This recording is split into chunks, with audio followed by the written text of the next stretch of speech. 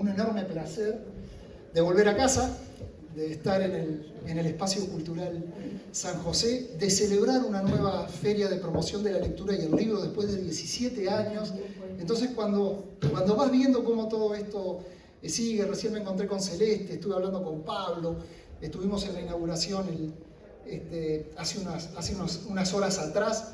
Y bueno, qué lindo que San José siga teniendo esto que es un recobro de identidad, que es una forma de promocionar la lectura, como dice Celeste, ¿no? Digo, el hecho de tener la oportunidad de recibir a tantos artistas, a tantos autores, a tantas editoriales, a que la fiesta se haya consolidado como una de las principales razones del área editorial del país. Y bueno, y hoy me queda estar aquí acompañando la figura del doctor Omar López Mato, presentando su libro y tener este tiempo de conversación. Tuvimos un ratito, ahora no lo conocía personalmente, tuvimos un ratito como para tomar un café, tirar alguna línea en una servilleta y empezar a hablar de esto que nos apasiona tanto, ¿no? Que es el arte, pero además me encontré y me sirvió para encontrarme también nuevamente a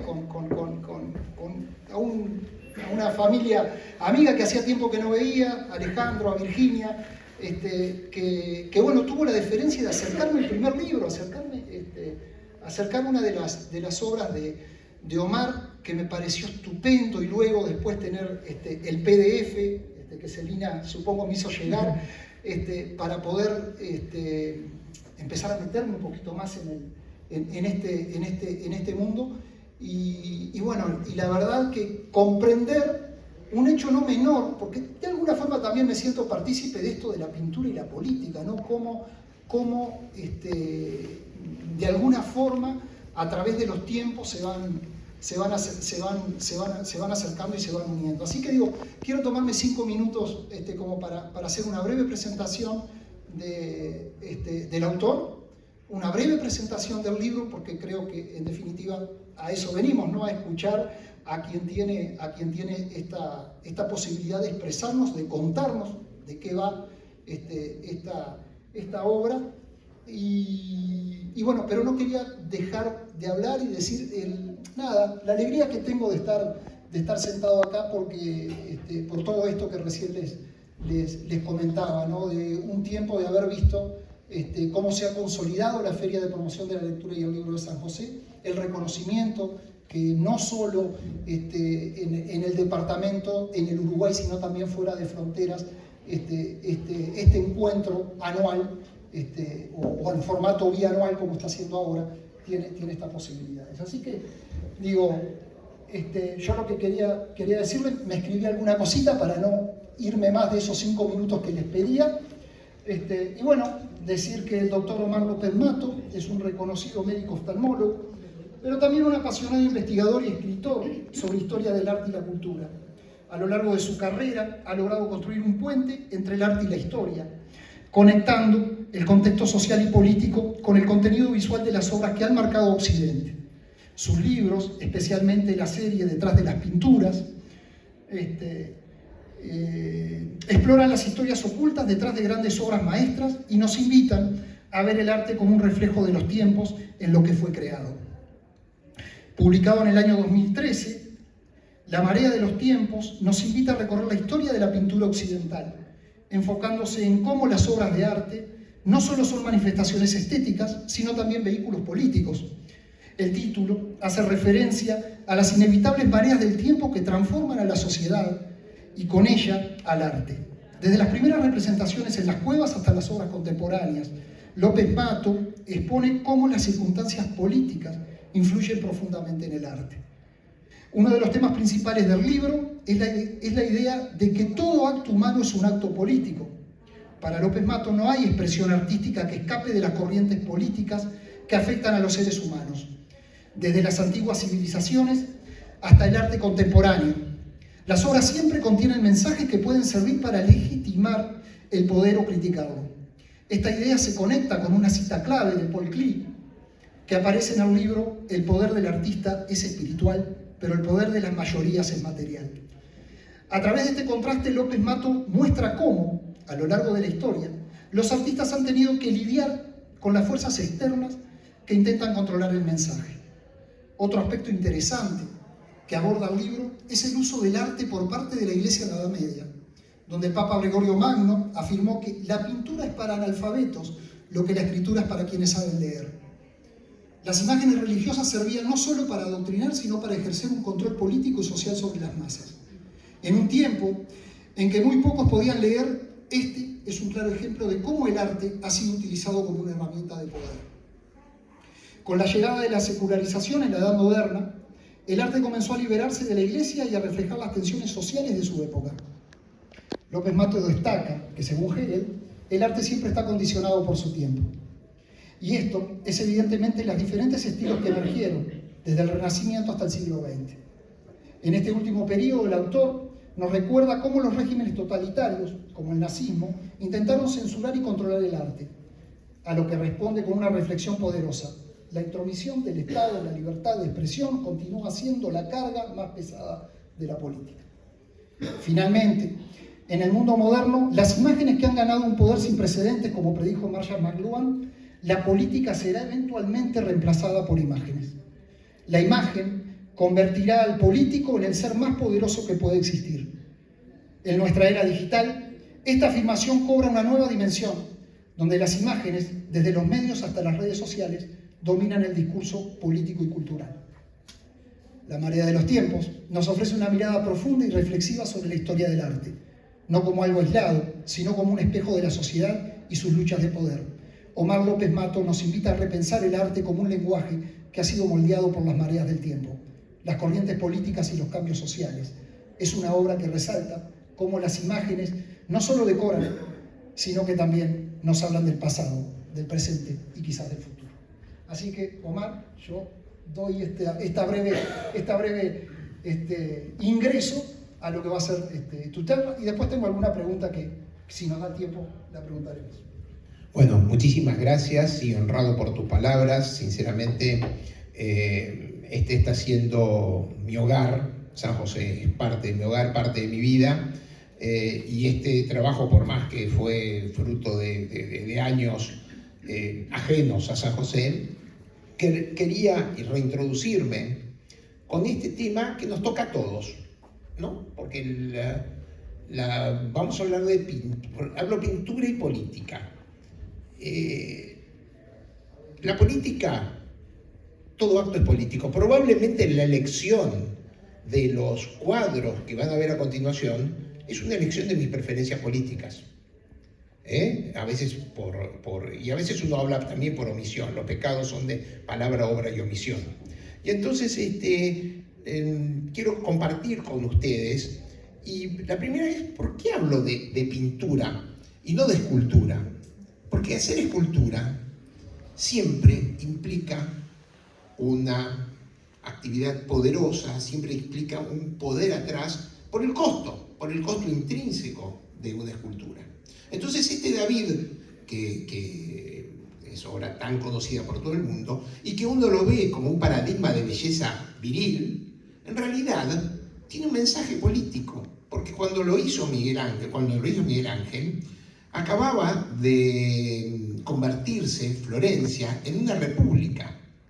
Y entonces este valor de un hombre a punto de una pelea por peleándose con un gigante, era parte del esfuerzo de la gente de Florencia por mantener una independencia. En ese momento estaban divididos entre si es que los Medici volvían al poder o no volvían al poder.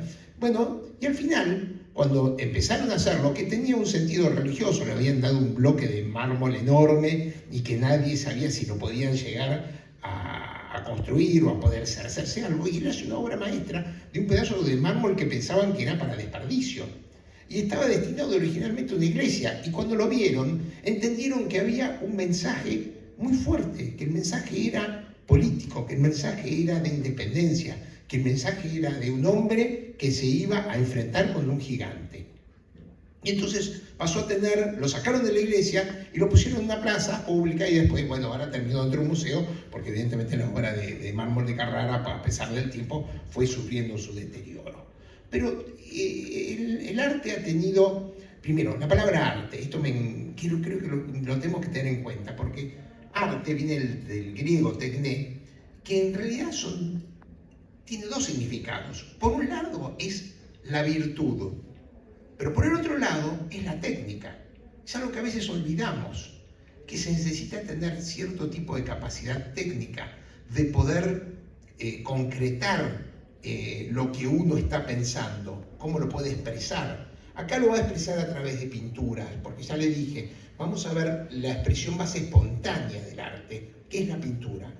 Como decía antes, las esculturas podríamos hablar un montón, pero generalmente la escultura está de una forma relacionada con el poder. Y la política, de una forma u otra, hay muchas definiciones de política, ¿no? El arte de lo posible, la búsqueda del poder, y hay una frase de Galbraith que es la búsqueda, es la elección entre lo malo y lo peor, ¿no? Es decir, hay un montón de definiciones, pero no, lo importante es que hay un mensaje político. Fíjense este cuadro de Paul Klee, el pintor suizo, del año 1922. No hay cuál es el contenido político de esto. No era el contenido político por la imagen en sí, sino por las circunstancias que lo llevaron a Paul Klee a ser desconsiderado por el nazismo como arte degenerado, como arte que no debía ser expuesto, como arte que debía ser menospreciado. Entonces, Paul Klee dice, el poder del artista es espiritual, pero el poder de las mayorías es material. Y en lo que se está hablando es de la persecución política que tuvo que sufrir a lo largo de los últimos años de su vida. Esto es justamente la frase de Kenneth Galbraith, que era un economista norteamericano de la época de Kennedy. La política no es el arte de lo posible, sino la elección entre el desastre y lo intragable. No siempre elegimos lo mejor, no siempre elegimos lo que más nos gusta, sino lo que podemos tolerar. Y esto lo expresó muy bien Kenneth Galbraith, y lo ilustré con este cuadro de Magritte, donde dos amantes están besándose a oscuras. El arte también, y sobre todo en las primeras partes de la pintura, y sobre todo después se empieza a perder en el siglo XX, como le decía, implica una técnica. Y hay una construcción artística virtuosa dentro de esas estructuras. Yo tenía un profesor de oftalmología, de medicina, el Arturo Sanpaolesi, que siempre llevaba un compás que tenía la proporción áurea. Entonces, cuando veía un cuadro, él me decía, ¿ves? Este cuadro me resulta atractivo. Fíjate que respeta la proporción áurea.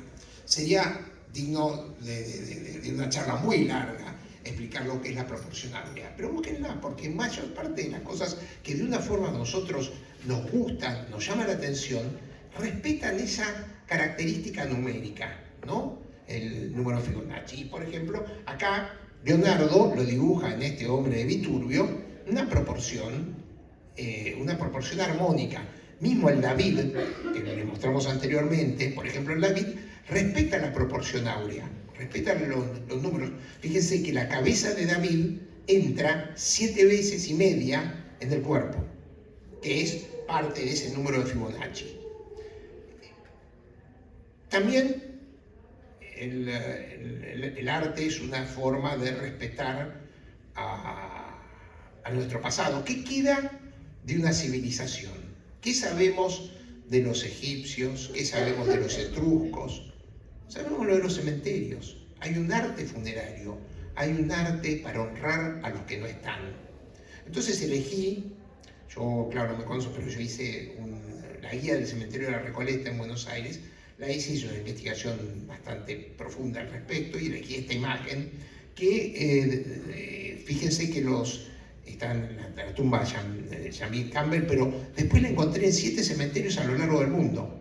Esta misma escultura, esta mujer alada, resignada ante la muerte, esta mujer estaba hecha a través de una serie de escultores en Florencia y de ahí se llevaron a todas partes del mundo. La política será eventualmente reemplazada por imágenes. Esta es la frase de McLuhan. McLuhan es el que habla de la aldea global. En el año 50 ya decía, el mundo se nos está achicando, estamos todos juntos. Lo que pasa en cualquier parte del mundo va a repercutir en la antípoda, ¿no? Un poco la teoría del caos, y la mariposa bate sus alas. La primera expresión de arte fue una invocación mágica, la de las cuevas de Altamira, la de las cuevas, en donde el jefe de la comuna, el poderoso, tenía que invocar la poder cazar para poder comer al día siguiente. Eso es lo que le daba el poder a él, que toda la población pudiese estar alimentada en un momento en donde si la casa fallaba, había una rebelión política. Entonces ellos invocaban a través de este conjuro artístico, este valor simbólico, el beneficio de la caza, de la cacería. Después de eso vinieron los griegos, los romanos, que hablaron de la naturaleza, hablaron de la reproducción de la naturaleza de la forma más exacta posible, hablaron de las proporciones. Todos los edificios griegos respetan, sin haberlos entendido bien, esa proporción áurea, porque el número de Fibonacci es del año 1250, y todas esas son construcciones históricas, construcciones que van llevando al hombre con un valor simbólico y van consolidando el poder de esos grupos. ¿Qué es lo que pasa? En los primeros años de nuestra era cristiana se instala un gobierno teocrático, un gobierno que respondía al poder divino. Y como la mayor parte de la gente era iletrada, no sabía leer, ¿qué hicieron?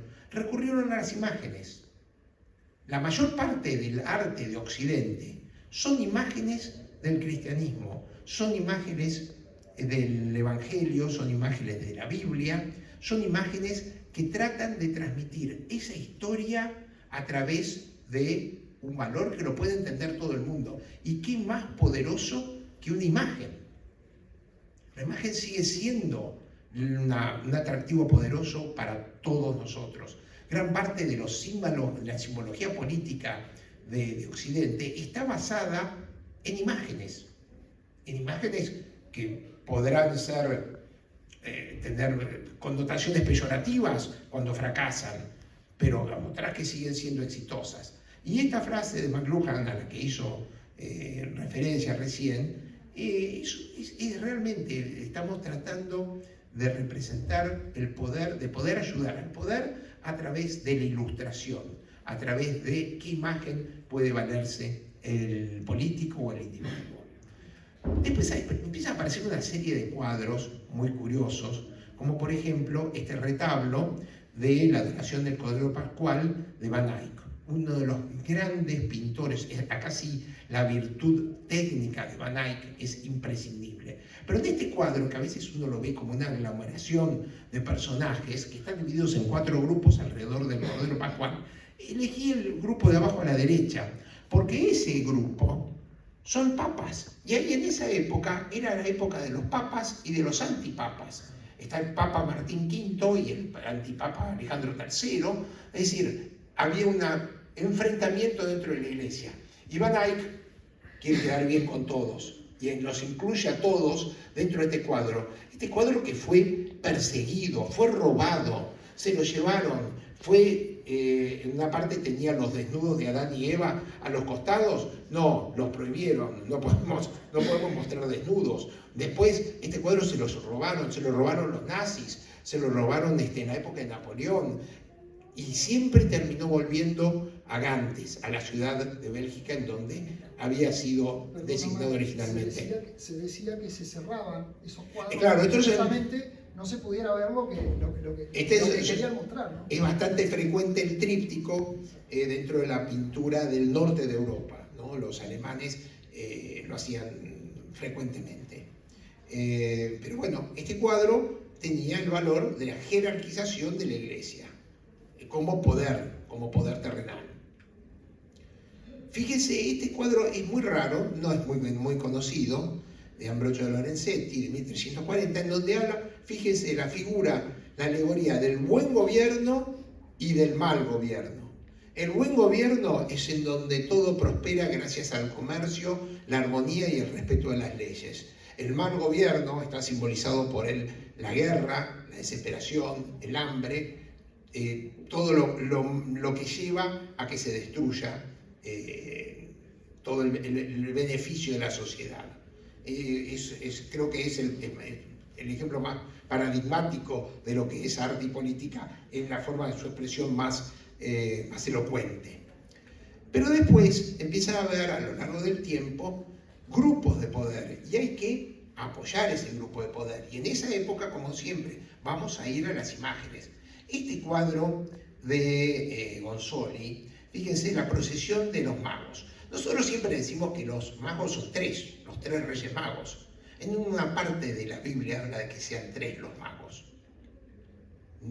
Para algunos evangelios apócrifos eran cientos los magos que habían llegado.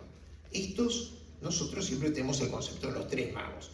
¿Qué pasó? El que está ahí destacado, abajo, el más joven, el de abajo a la derecha, es el Lorenzo de Medici, que sería el Lorenzo el Magnífico. ¿Qué estaba pasando en Florencia en ese entonces? Había una intención de unir la iglesia de Oriente, la iglesia bizantina, con la iglesia de Occidente. Y se habían reunido en Ravenna para poder hablar de esa posible conjunción. Y Lorenzo de Medici estaba muy entusiasmado con esa idea, porque le iba a traer un florecimiento a su ciudad de una forma espectacular. Y entonces, entre otras estas cosas, hace esta procesión de los magos, que era como se hacía normalmente en Florencia. No eran tres reyes, eran muchos reyes. ¿Y quiénes se representan? Justamente los Medici, que son los hermanos los que están arriba, y Lorenzo, que en ese momento era muy jovencito, el que está abajo, de las imágenes a la derecha. Este era una imagen de empoderamiento de una familia que trascendió. ¿Y trascendió como qué? Sinónimo de mecenas, sinónimo de personas que ayudan a los artistas, pero no la ayuda no era gratuita, la ayuda era con una finalidad de política, con una finalidad de poder encumbrarse eso. Hoy los Medici, en su momento, fueron muy discutidos. Cuando le mostré el David de Miguel Ángel, era que los habían expulsado a los Medici, no querían saber nada de los Medici en Florencia. Después volvieron, y muchos de los artistas que habían hecho obras en contra de los Medici terminaron trabajando para los Medici, como Miguel Ángel. Pero en este momento ellos están tratando de encumbrar a su ciudad. Fíjense, si se hubiese unido la iglesia de Occidente con la de Oriente, el poder que tendrían, y ellos lo querían ser en Italia, pero les salió mal, no fue. Pero mientras tanto dejaron estas obras artísticas. Y ya que vamos a hablar de los Medici, este es el tríptico Portinari de Van der Geest. Van der Geest era un pintor, como decía, la cuestión de los trípticos es muy del norte de Europa, o más propia del norte de Europa. Pero los Portinari, ¿quiénes eran? Eran los socios de los Medici en los Países Bajos. Ellos tenían una línea comercial que iba desde el sur, desde el Mediterráneo, hasta el Mar del Norte o el Báltico, y de esa forma poder negociar y transferir. ¿Y cómo eran? Eran los que tenían los socios de los Medici en el norte de Europa, los Portinari. Como gente poderosa, fíjense que como hoy en día algunos se quieren retratar al lado de los grandes jugadores de fútbol, del presidente, del que fuera, en ese momento las figuras poderosas se retrataban junto a ¿quién? A la Virgen María, al niño que acababa de nacer. Entonces, esta es una obra de cómo se encumbra el poder, se asocia el poder económico con el poder político y con la pintura. Es una obra fantástica. Lo que pasa es que los Portinari, no todos saben que les fue muy mal, terminaron en quiebra. Los Medici se desentendieron completamente de los problemas económicos de Portinari y terminaron, es más, el hijo de uno de ellos terminó renunciando a la herencia porque heredaba más deudas que fortuna. Pero bueno, pero lo que quedó de los Portinari, no más allá de su triste final económico, es esta hermosa pintura de Van der Geest, que es un pintor que tuvo aparte, te lo vamos a comentar, un proceso depresivo bastante malo de su vida, ¿no? Terminó postrado por su depresión, por su melancolía. En ese momento no se trataba. ¿Qué mejor que el juicio final? Estamos hablando de una teocracia. Tenemos entonces el poder de la Iglesia, que era el castigo divino. Vamos, ustedes me tienen que hacer caso a mí, porque si no, si ustedes pecan, esto van a terminar en el infierno. Y por eso hace Miguel Ángel, en la Capilla Sixtina, esta magnífica obra del juicio final. Ahora, la figura que está a la derecha, este hombre que se está tapando el ojo, era un sacerdote, Baggio se llamaba, que criticaba duramente la cantidad de desnudos que había dentro de esta obra. ¿Cómo vamos a poner en una iglesia tal cantidad de desnudos? Entonces Miguel Ángel, cansado de las críticas, lo incluye este Baggio en el infierno. Baggio, el sacerdote, se fue a quejar al Papa y el Papa le dijo: mirá, te puso en el infierno. Si te hubiese puesto en el limbo, yo te podía sacar, pero desde el infierno no te puedo sacar. O sea que vas a permanecer ahí toda la vida. Y así es como Baggio terminó en el infierno de Miguel Ángel. Después resulta que triunfó el concepto de que tanto desnudo no podía ser visible y contrataron a uno de los discípulos de Miguel Ángel para que le pintara de que tapase esas desnudeces con lienzos. Y ese pintor hoy en día es conocido como el Braguetone. Es decir, este es un símbolo, es decir, vamos a simbolizar el poder. ¿Qué mejor poder que el de los Austria? Carlos I era dueño de la mitad del mundo, de Europa, llegaba al imperio hasta las Filipinas, de toda Europa. Y entonces él contrata a Tiziano para que lo retrate. Ahora, todos los Habsburgo tenían el mentón muy prominente. Y es claro, había que tapar esas imperfecciones. Hoy en día es el Photoshop, ellos tenían los pintores que podían cubrirlo. Pero este cuadro de él en un corcel, el dueño del medio mundo, yendo a la guerra con una coraza, con el caballo brioso yendo para adelante y con la lanza apuntando para adelante, era un símbolo de poder que después de una forma u otra se reproduce en otros artistas. Por ejemplo, después Velázquez lo hace abajo y a la derecha con uno de sus descendientes, con Felipe IV, Napoleón también arriba de un caballo brioso, y fíjense las imágenes de poder muy parecidas, esa pose elegante, esa pose soberbia que tienen por un lado Carlos I de Inglaterra y por el otro lado Luis XIV. Carlos I de Inglaterra fue el primer rey decapitado, no terminó tan bien, pero era un gran coleccionista de arte, ¿no? Entonces los artistas en Europa pugnaban por tener obras que perteneciesen a la obra de Carlos I.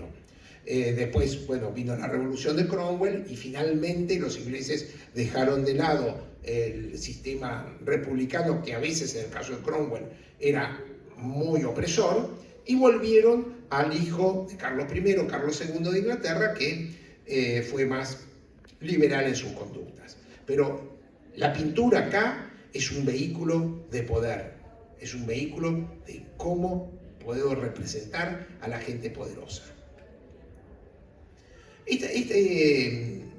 Primero, la frase me encanta de Bernard Shaw porque dice, le preguntaron, ¿y qué era la historia? Y la historia va a decir mentiras, como siempre.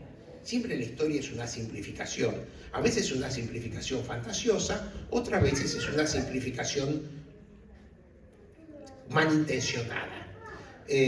Nuestra historia, la que nos enseñan en los colegios, es una simplificación para crear un espíritu patriótico, para crear un sentido de patria. Ya lo vamos a ir a ver. Acá hay un gran pintor uruguayo, Blanes, que es un maestro de la construcción del historicismo. Y bueno, este es uno de los ejemplos. Fíjense, esto es un mural que está en en el Louvre, pero en su momento estuvo en Florencia, porque las guerras entre las ciudades de Italia, los italianos casi no se peleaban entre ellos, siempre contrataban mercenarios. ¿Y cuál era el país pobre de Europa? Suiza. Porque los suizos, claro, no va a Suiza, montaña, muy lindo, ahora se puede esquiar, pero en esa época no salía nada, frío. Entonces contrataban a mercenarios suizos. De hecho, hoy la Guardia Suiza del Vaticano es una herencia de esos mercenarios que contrataban los italianos para pelear entre ellos. Pero generalmente eran suizos que los contrataban de un lado y del otro, y la mayor parte de ellos se conocían. Entonces las batallas las arreglaban de antemano.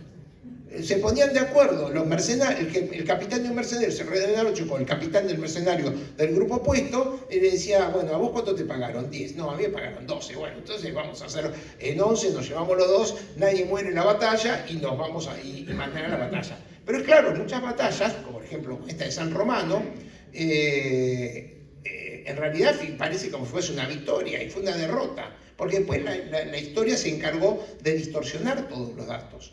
Pero las batallas épicas de los italianos eran todas inventos entre mercenarios suizos, que siguen siendo. Pero lo que les quiero mostrar es, fíjense el caballo blanco. Este caballo blanco va a ser tomado porque Blanes estudió en Florencia. Y este caballo se reproduce en algunos cuadros de Blanes, este tipo de caballo. Esta es una gran pintura, las lanzas, la rendición de Breda. Esta la hizo Velázquez. Resulta que Flandes era, a través de Felipe el Hermoso, que se había casado, que era el padre de Carlos I de Alemania y Carlos V de Europa, de Carlos V de Alemania y Carlos I de España, habían heredado España, Flandes, era propiedad de los españoles, pero era la parte más rica del imperio. Fíjense una cosa, les decía que el imperio español se extendía de Flandes hasta las Filipinas, medio mundo. Sin embargo, la cuarta parte de los ingresos de la corona española venían de Flandes. Entonces era importantísimo que los Países Bajos perteneciesen a España, porque era un lugar industrioso, era el lugar de comercio entonces. Lo que ustedes están viendo ahí es la rendición del que está vestido de dorado, era el príncipe Nassau, el príncipe de Orange, que al final sitian a la ciudad de Breda, los españoles en forma feroz la sitian, están hasta por inundarla, y Nassau tiene que rendirse ante el general español, el general italiano. Y este cuadro, para conmemorarlo, se lo manda a pintar a Velázquez. Velázquez representa las lanzas. Fíjense el gesto como el vencedor tiene una política, tiene una actitud de condescendencia con el vencido.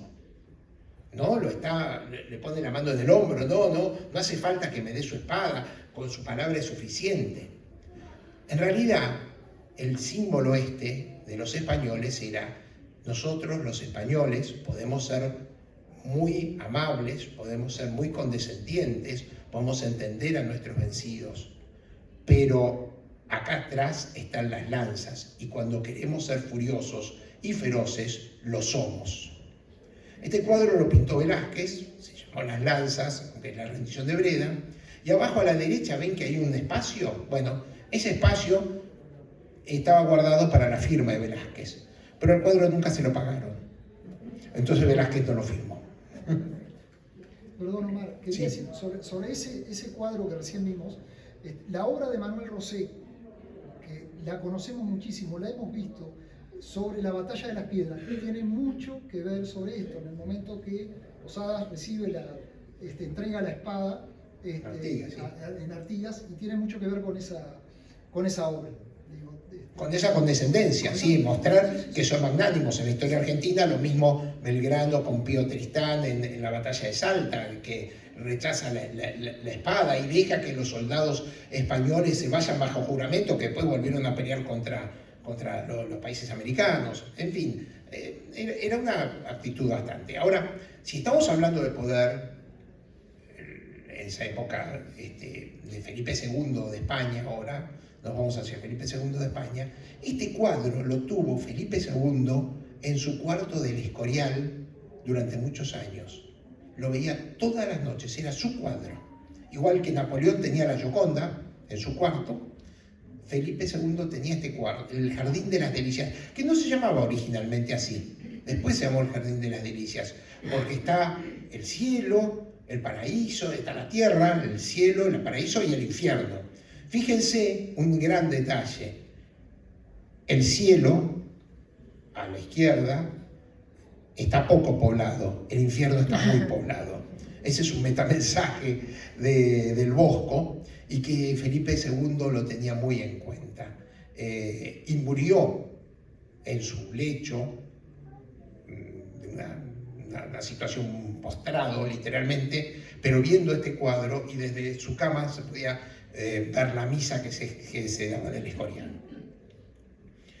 Y si vamos a hablar de Felipe II, fíjense, el Greco justamente nace en una isla griega, Teotocópulos, y va a España y se quiere congraciar con el rey de España, con Felipe II, y hace este cuadro que es, estamos hablando de la época de la lucha entre los protestantes y los católicos, y este cuadro era el triunfo de los católicos sobre los protestantes.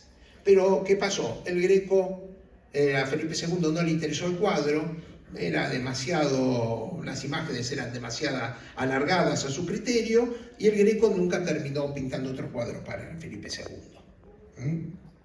Sí, para otras personas, como el famoso Entierro del Conde de Orgaz.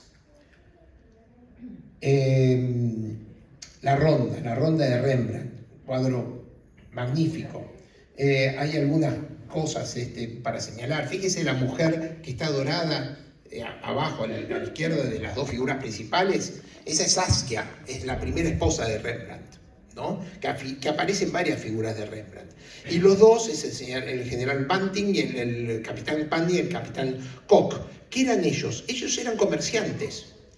Y lo que está mostrando esto es el encumbramiento de la burguesía holandesa. Eran comerciantes que se ponían a disposición de la ciudad de Ámsterdam para vigilarla. Entonces hacían estas rondas nocturnas en donde actuaban de policía. Y ellos mismos, con su aporte económico, cuidaban, vigilaban de la ciudad. Y bueno, y este es un ejemplo del enaltecimiento de la burguesía. Ya estamos dejando de lado a los reyes, ya estamos dejando de lado a los aristócratas. La burguesía comercial se empieza a ser dueño del panorama político, y Rembrandt es un primero en retratarlo. Esto tiene que ver el carnaval. El carnaval es una celebración que en Uruguay es paradigmática. Han hecho un culto del carnaval. El carnaval en Venecia es el paradigma, es el mayor de los carnavales. ¿Y qué era lo que pasaba? Era como esa canción de Serrat, por una noche cada cual fue cada uno es cada cual. Bueno, acá es lo mismo. En Venecia durante el carnaval había una libertad de acción. Entonces venían monarcas, aristócratas de toda Europa, se disfrazaban, y durante esos días, duraba meses el carnaval, había muchas licencias. Entonces se iban a divertir y hacían cosas que no podrían haber hecho en su país de origen.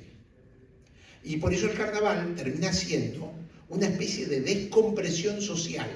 Ese día, por los disfraces, por los bailes, todos somos iguales. Las diferencias sociales desaparecen.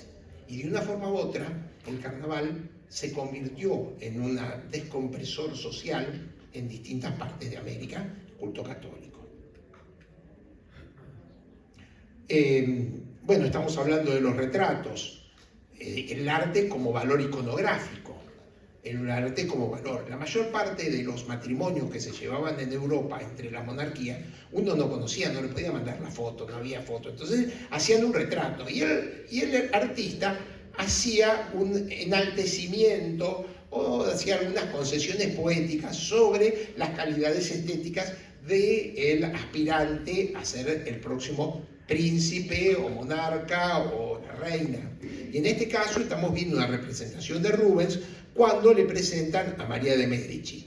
En realidad lo que no cuenta acá es que Enrique IV de Francia estaba casi quebrado y los Medici, con su poderosa economía, estaban comprando un reinado, compraron una reina de esta forma, pero la representan en esta imagen en donde Enrique IV está absorto ante el retrato de María de Medici, que no sabemos si era tan bella, siguió teniendo amantes, o sea que probablemente no haya respetado mucho, pero hubo muchos cuadros así famosos.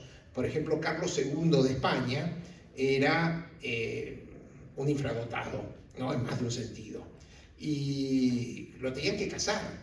Entonces hacían un retrato de él lo más favorable posible y hasta lo enmarcaban con diamantes para mandárselo a la princesa, que tenía que llegar a casarse con Carlos II de España, que no tuvo descendencia, y ahí viene la Guerra de Sucesión Española, que también tuvo consecuencias en el Río de la Plata, porque el mercado del esclavista lo ganaron los ingleses a través de Churchill. El duque de Mambrú, el famoso Mambrú, se fue a la guerra, que nosotros cantamos. Ese era el Randolph Churchill, el tatarabuelo de Winston Churchill, que se llamaba el conde de Marlborough, pero los ingleses le decían Mambrú, los franceses le decían Mambrú, no decían Marlborough, sino le decían Mambrú. Y como tal pasó a la historia durante la Guerra de Sucesión Española por Carlos II. Acá siempre decimos hay que tener silueta, la silueta que uno que tiene que mantener, la silueta tiene que ser delicada. ¿Y de dónde viene la palabra silueta? La silueta viene de un ministro de Economía, cuando no, que sometió al pueblo de Francia a través de sus impuestos, y entonces la gente tenía que dejar de comer para pagar los impuestos. Y de ahí viene el concepto de silueta. Entonces, este artista inglés, hubo varios, Anderson y Sudop, pero hubo varios, hacían recortes del perfil, y eso se debían a que el ministro de Economía había estado tan equivocados en sus prácticas que los había obligado a mantener una dieta estricta y mantener la silueta. O sea, acuérdense cuando dicen mantener la silueta, acuérdense que eso se lo debemos a un ministro de Economía. Las tres gracias. Hasta entonces, los paradigmas de belleza en Europa era fundamentalmente, acá, bueno, no traje la foto, pero era a través de las niñas casi raquíticas. ¿Por qué? Porque la mayor parte de las princesas, para protegerlas del frío invierno europeo, las mantenían encerradas en sus casas y no las ponían al sol. En ese momento sabían que el sol fijaba la vitamina D. Y entonces muchas de las princesas que aparecen, si ustedes vuelven atrás en los cuadros de Van der Geest, las muchachas generalmente son frentudas y panzoncillas, para decirlo de alguna forma, ¿no? Con los miembros muy delicados, es decir, eran raquíticas. El paradigma de belleza antes del 1500 era el raquitismo. Van a ver muchas de las mujeres. Ahora, después, cuando ya la economía empieza a prosperar y un grupo puede comer todos los días, empieza a ser que esa voluptuosidad, ese volumen mayor en el cuerpo femenino, sea signo de poderío. Las tres gracias es un signo de cómo estas mujeres de la clase burguesa holandesa están teniendo pueden comer todos los días, cosa que les lleva a tener cierto tipo de sobrepeso y de celulitis. Ahí al que diga que la celulitis es causada por esa cadena de comidas rápidas. En Gantés no estaba en esa época esa cadena de comidas rápidas, o sea que la celulitis es anterior. Y tiene una curiosidad de este cuadro. Rubens, la joven de la izquierda, la joven de la derecha, la señora de la derecha, Castaña, era la primera esposa de Rubens, Isabel, que murió, si uno la ve mejor, el pezón está retraído, tenía un cáncer de mama, un cáncer de cirro de mama, y murió de cáncer de mama la primera esposa de Rubens. Él se casó con una jovencita, 15 o 20 años menor, que es Froment, Elena Froment, la que está a la derecha, la rubia que está a la derecha, que aparece mucho en los cuadros de Rubens como uno de los personajes, paradigma de belleza. Según un amigo mío, la que parece de espalda era la amante de Rubens, pero eso es una versión particular. Hogarth es un pintor inglés que es el primero que pinta la lucha descarnada política, porque en Inglaterra, mal que mal, había una democracia, había un rey, pero había una democracia parlamentaria, una monarquía parlamentaria. Y entonces en ese momento había grandes actos en donde se invitaba a tomar, a comer y acceder a un puesto en la Cámara de Lores en Inglaterra salía 7.000 libras esterlinas del año 1750. Es decir, si lo tenemos que multiplicar más o menos por 400 para tener una idea de la plata que gastaban en sus campañas políticas. Y acá hay todo un desarrollo de los distintos personajes que adornaban esta campaña política por un lado o por el otro. Hogarth es el primero que ridiculiza casi caricaturescamente a la figura política. Y ahí viene una pequeña disgregación, volvemos unos años para atrás. ¿De dónde viene la palabra caricatura? Acá tenemos un maestro de la caricatura, Jaime Clara. Jaime es un maestro de la caricatura.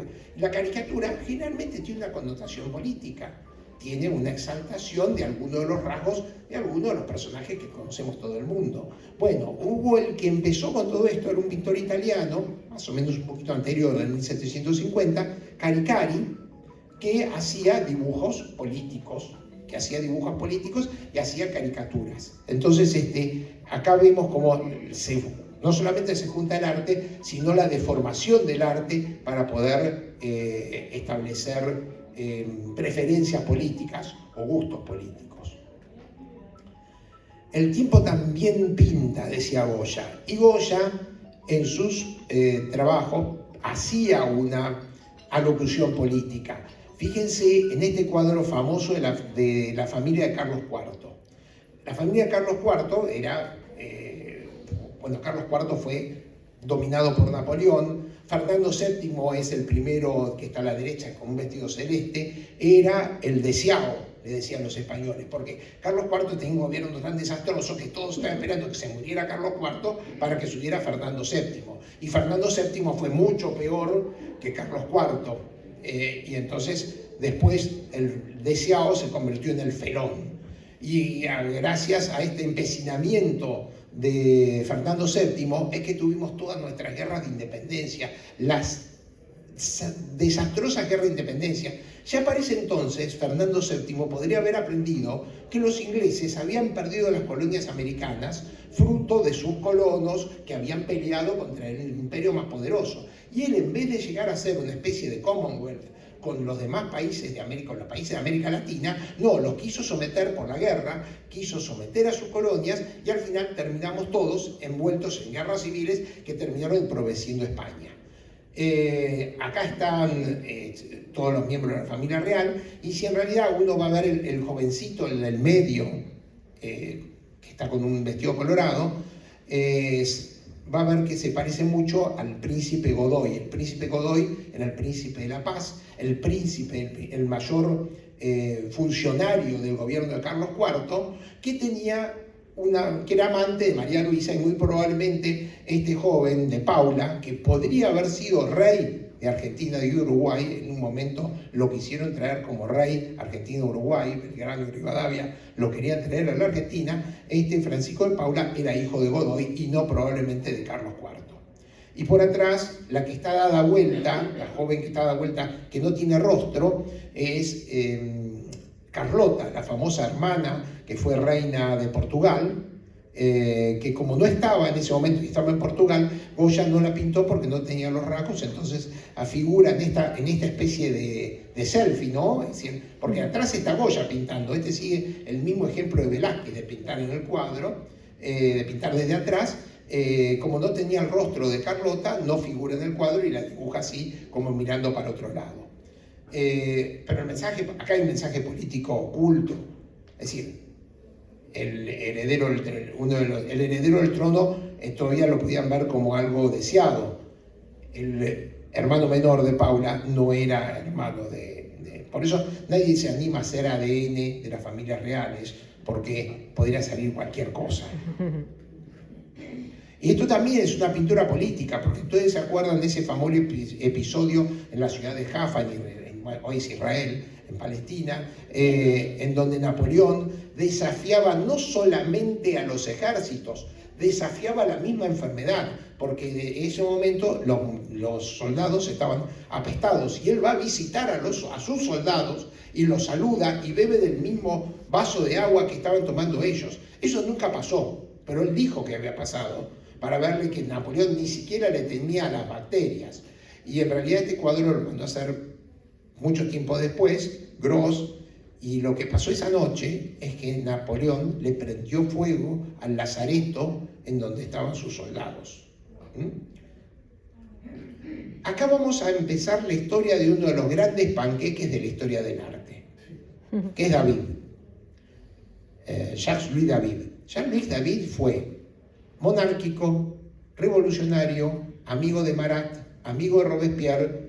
Después se convirtió napoleónico y después terminó volver a ser monárquico, pero ya como ya eran demasiados cambios, se fue a vivir a Bélgica. Fíjense, este cuadro es la muerte de Marat. Marat era un médico bastante fogoso en sus escritos como periodista y que tenía la costumbre de atender a la gente en una bañadera porque él en un momento había tenido que huir de París a través de las cloacas y tenía una dermatitis.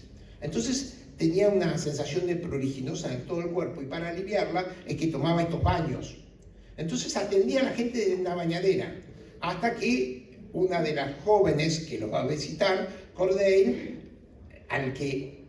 cuyo novio Marat había mandado asesinar, lo termina esta joven asesinándolo. Hay varios cuadros sobre la muerte de Marat porque fue un choque importante en la cultura francesa. Pero este es el más conocido, es el que hizo David, que era muy amigo de Marat, ¿no? Pero después fueron cambiando los tiempos. Y terminamos con un David napoleónico. ¿Y qué es lo que dibuja? La coronación, en donde Napoleón le saca la corona al Papa. Napoleón había mandado a capturar el Papa para coronarse. Y en el momento del acto le saca la corona al Papa para coronarla a Josefina como emperatriz de Francia. Este cuadro le llevó mucho tiempo y siempre bajo la supervisión de Napoleón. Napoleón periódicamente, conocedor del valor de las imágenes, iba al taller de David para ver que estuviese pintándolo correctamente y dándole algunas licencias, porque por ejemplo, entre los personajes que figura ahí estaba el padre de Napoleón, que había muerto hacía muchos años, pero lo hace un testigo presencial de su coronación. En un momento, cuando Napoleón termina abruptamente, esto fue en 1812, después de la campaña de Rusia, David pinta el rapto de las Sabinas, este evento mitológico en donde los romanos habían secuestrado a unas vecinas porque no tenían mujeres para reproducirse y ellas al final terminan impidiendo la guerra. Él lo que quería era que el pueblo francés no se siguiese peleando entre pronapoleónicos y monárquicos. No tuvo suerte y, como les dije, terminó sus días en Bélgica, alejado de la política francesa. Y este es un cuadro paradigmático de la política francesa. Este es el cuadro de Delacroix sobre la Revolución de 1830, los 4 días gloriosos, los 4 días gloriosos. Y lo curioso es que acá aparece la figura de la mujer con los pechos al aire, que se convierte en símbolo de Francia, Marianne, y el joven de galera que está elegantemente vestido con una bayoneta es un autorretrato de Delacroix, que no estuvo en esos 4 días gloriosos. Es decir, lo apoyó, pero nunca empeñó una bayoneta, sino empeñó el pincel. Y ese pincel, él se autorretrata como uno de los gloriosos combatientes en esos días que desplazaron a la monarquía francesa. La barca de la Medusa. Este es un cuadro que uno dice, no, es un desastre marítimo. No, este es un cuadro metafórico sobre la decadencia francesa. Guericó, que era un pro-napoleónico, muy amigo de Delacroix, al que retrata. Delacroix es el que está en la extrema derecha, moribundo. Bueno, ese es Delacroix, su amigo Delacroix, que lo figura casi muerto. La barca de la Medusa fue una expedición que hicieron los franceses al África. Pero resulta que con la vuelta de la monarquía, los nuevos jerarcas de la marina francesa eran los nobles que habían estado tanto tiempo en el exilio y no tenían la experiencia que tenían los franceses bonapartistas. Entonces, esta excursión al África termina siendo un gran desastre, y Guericó lo muestra como un símbolo de la decadencia francesa, como la decadencia del gobierno monárquico francés. Hubo actos de canibalismo, de destrucción, de muertes, y bueno, él lo jerarquiza con el mensaje político de que la monarquía no estaba en condiciones de gobernar Francia como lo había hecho Napoleón. Este cuadro de Turner, que también nos dice, es un barco que está yendo. Bueno, el Temeraire era el barco gemelo del Victory, el barco que combate en Trafalgar, que es el barco de Nelson. Y el Temeraire es uno de los barcos que mayor actuación tienen durante la batalla de Trafalgar, donde Inglaterra toma el recurso de los mares en todo el mundo. Y este es el desguace, es decir, un barco de vapor está llevando un barco de madera desarbolado a que sea desguazado. Y es un símbolo de una época, que está acabando. Los barcos de vela que habían hecho grande Inglaterra están desapareciendo y se están llevando al desguace. Es una Inglaterra que se está acabando, una Inglaterra gloriosa, pero que se está acabando bajo los nuevos tiempos. Ya estamos casi en el tiempo, quedan 5 minutos. Bueno, pero entonces, nada, voy a mostrarle cómo la historia pinta, es el famoso cuadro de la construcción. Blanet fue, aparte de un magnífico pintor, fue un constructor de la historia. Los 33 orientales, ustedes bien saben que no eran 33, pero bueno, el número 33 tenía un valor masónico. El rostro de Artigas, un hombre viril, cincuentón, mocetón, no tiene nada que ver con los rasgos que se conocen de Artigas, pero era importante construir la imagen de un hombre fuerte para un país que tenía que progresar. Es Blanes quien pinta a Julio Argentino Roca en la campaña del desierto, que conquista la mitad de la Argentina y que hace la construcción del Estado.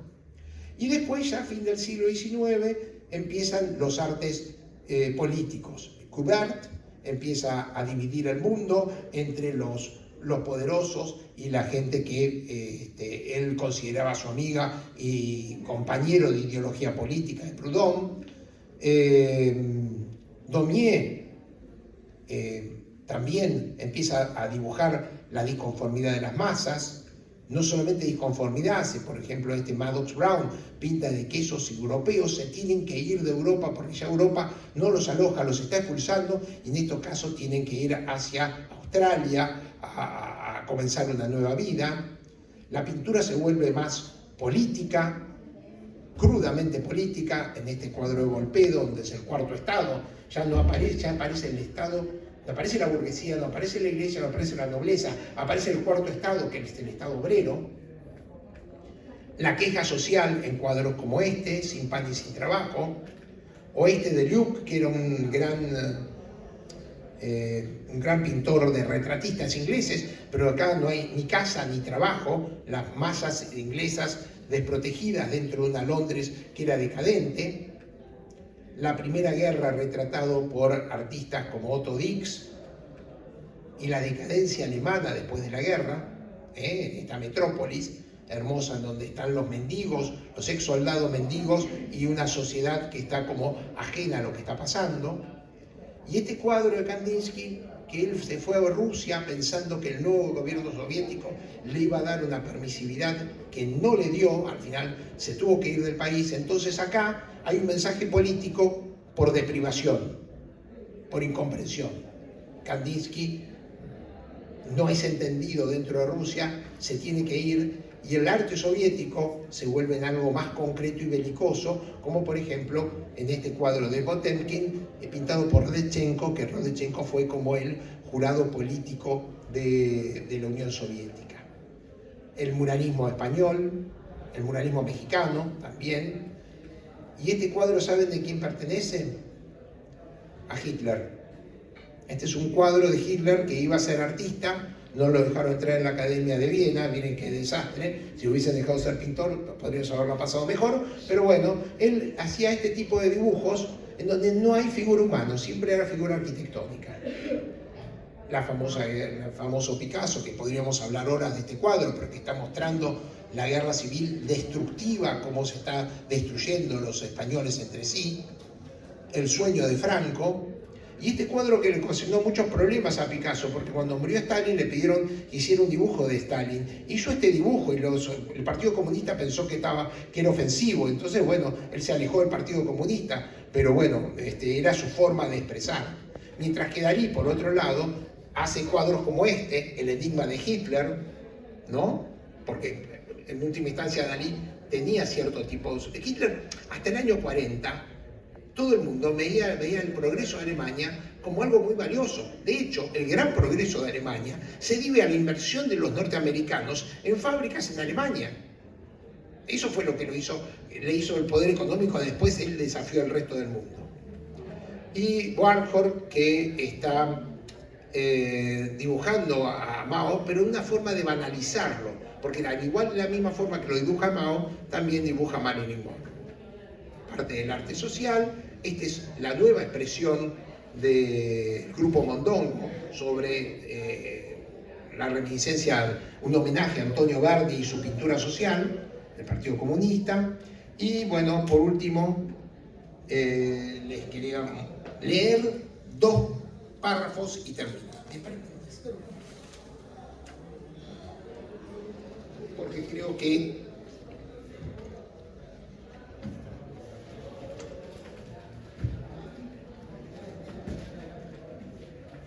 lo expreso mucho mejor como lo escribí. Entre la figuración iconográfica y la críptica abstracción existe una gama multitudinaria de opciones que coexisten sin escándalos ni recriminaciones. El siglo XX fue el siglo de los ismos, constructivismo, dadaísmo, todos los ismos que ustedes quieran ver se hicieron en el siglo XX.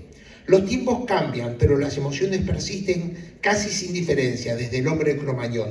Somos cavernícolas frente a una computadora, cazadores con corbata, homo erectus que se pasan el día sentados. Cada vez estamos más comunicados y a su vez cada vez más solos.